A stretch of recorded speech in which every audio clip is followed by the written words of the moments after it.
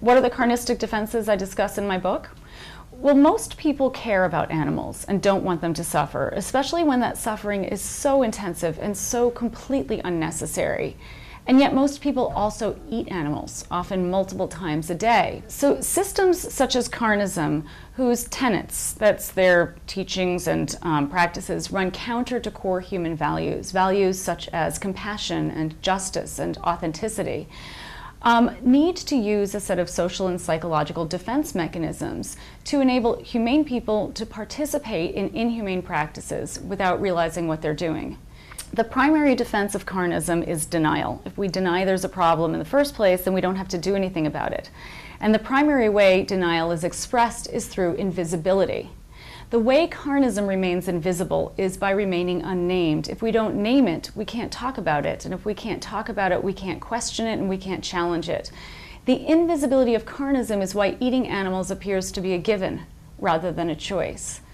But Carnism also keeps its victims out of sight and therefore conveniently out of public consciousness. And Carnism is a system of victimization. It victimizes all of us in different ways.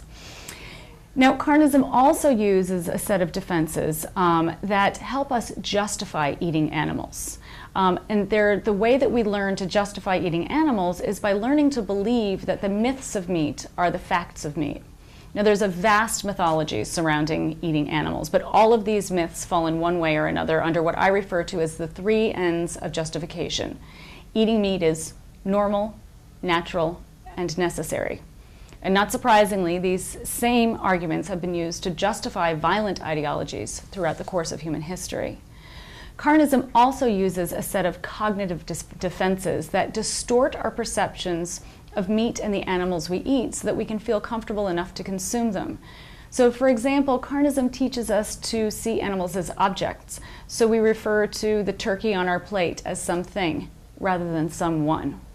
Carnism teaches us to see animals as abstractions, as lacking in any individuality, any personality of their own, and instead simply as abstract members of a generalized group about which we've made stereotypical assumptions. A pig is a pig, and all pigs are the same. And like other victims of violent ideologies, we give them numbers rather than names. And Carnism teaches us to place animals in rigid categories in our minds so that we can carry out very different behaviors and harbor very different feelings toward different species. So we can love our dogs while we eat pigs and not even recognize the inconsistencies in our attitudes and behaviors toward these animals.